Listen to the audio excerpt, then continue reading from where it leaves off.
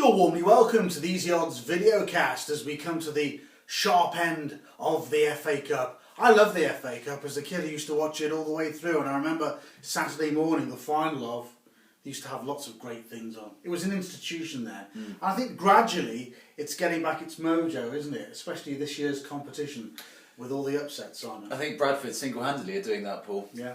So it's quarter-final time, otherwise known as the sixth round. Simon Hopper, editor of easyodds.com, is with me once again to peruse, dissect, digest and cogitate the four matches going on this weekend. Let's go first of all to Bradford against Reading, the Bantams against the Royals. Now, a great chance for a lowerish league side to get into the semi-finals, which will be some result. Bradford at home, I tell you what, whoever they're playing, they're a formidable force. They are excellent at home. Well, in the cup competitions, they're excellent at home, Paul. Their League One form at home has actually not been great, but I was surprised to see Bradford favourites actually, Paul. I know obviously Bradford have been the story of the season so far in the FA Cup, but they're 13-8 favourites against a Reading side who are 14 places above them in the football pyramid and a division above them.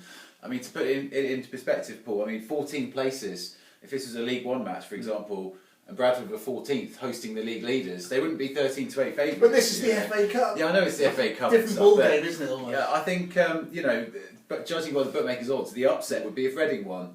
Bradford are expected to go through to the semi-finals, so it's a bit weird. I think I'd have Reading slight favourites, to be honest, Paul. Okay. I think they're a good side under Steve Clarke. They had some pretty good away results at the better teams in the Championship as well. They won at Derby to get through to this round, which is no mean feat. Yeah. I wouldn't quite advise a bet on Reading because they're 19-10. I don't think that's quite big enough, but I certainly wouldn't go steaming into Bradford in your accumulators. Okay. But I certainly think there'll be some goals here, and over 2.5 goals is 23-20, which I think is a good price. I know the Valley Parade pitch is absolutely atrocious, but that hasn't stopped Bradford playing some really nice stuff at home, and they've actually gone overs in 5 of their 6 FA Cup matches this season. So they play some really nice stuff under Phil Parkinson, and they are very good force going forward. And obviously, I'm a massive fan of John Stead up front, who I think is a massively underrated centre forward.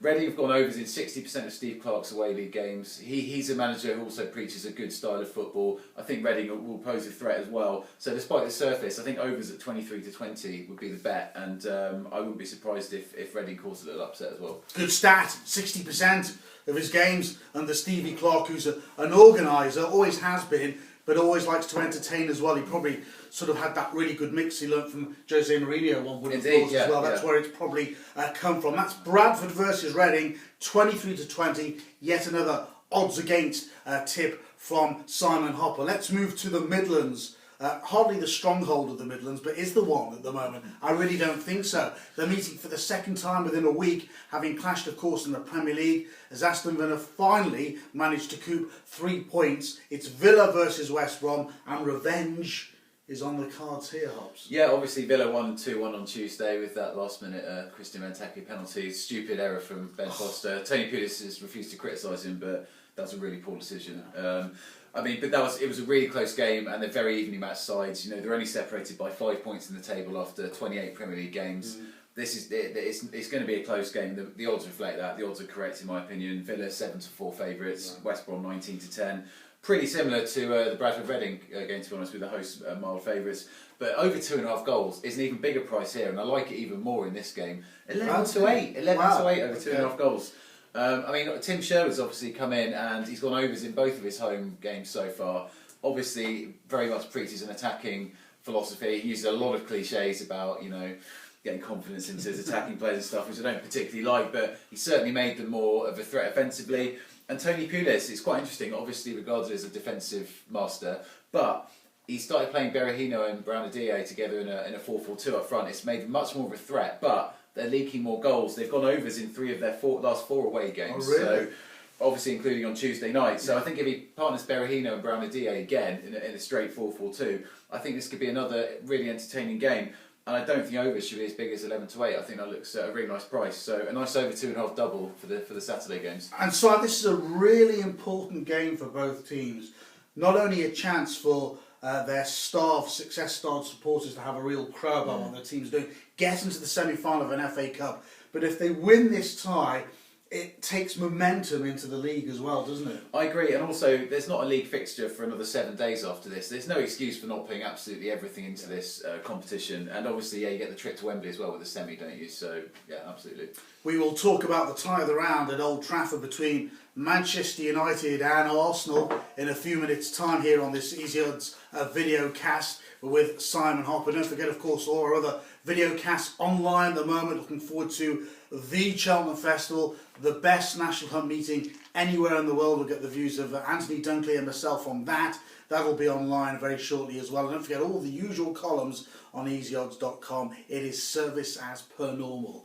Will it be service as per normal at Anfield? Because Liverpool are in a purple patch at the moment, and they have visitors to their shores in the form of Lancastrians Blackburn Rovers, who have a checkered history at Anfield when they were both playing in the same league. Of course, yeah. My memory went straight back to 1995 when this draw was made, and Blackburn won the league at Anfield when Man United couldn't beat West Ham at Upton Park. A painful day for me, Paul. But you recovered. I've recovered, Good. yeah.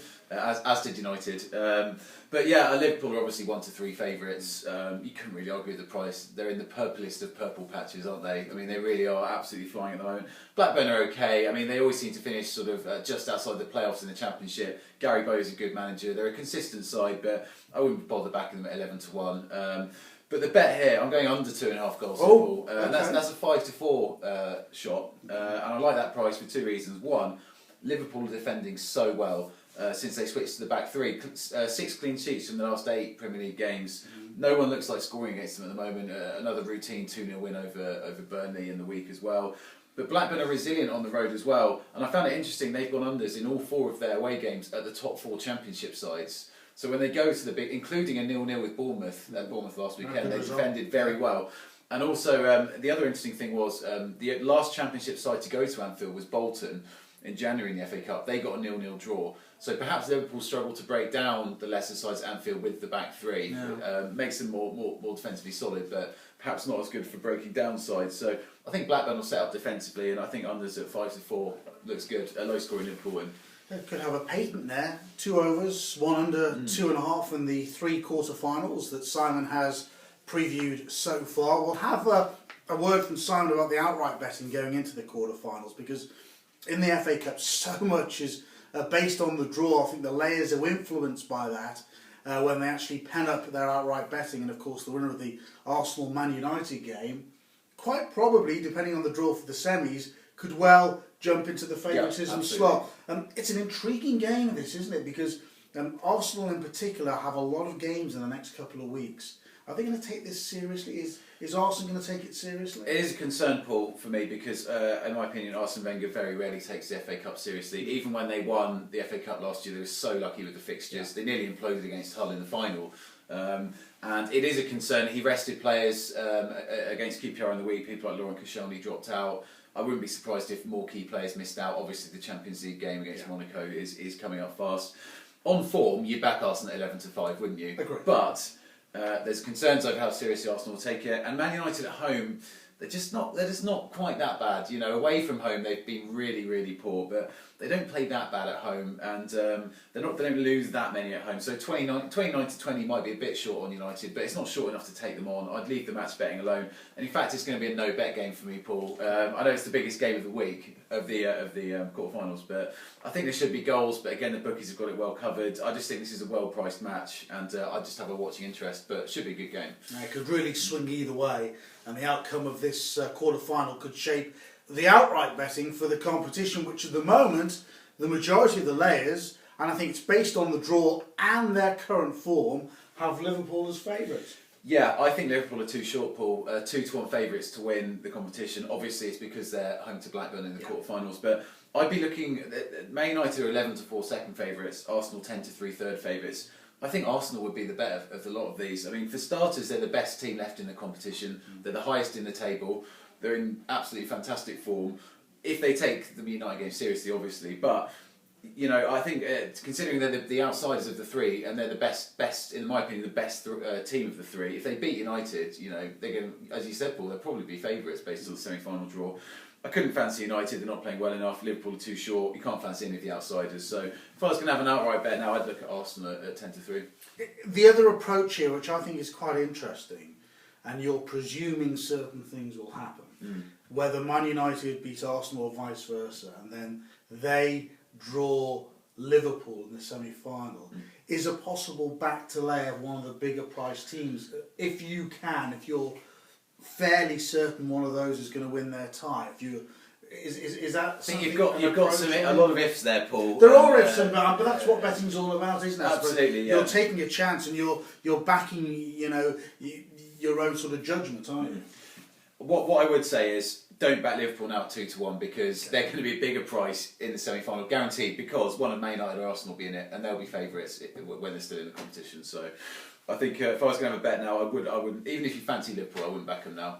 Big weekend of football here on Easy Odds. Don't forget to keep on looking at the markets. I say this every week and I won't apologise for it. Don't forget to keep looking at the markets right up until literally an hour before each of the matches. You may find an extra market has been added here or there. Thank you for watching easyodds.com.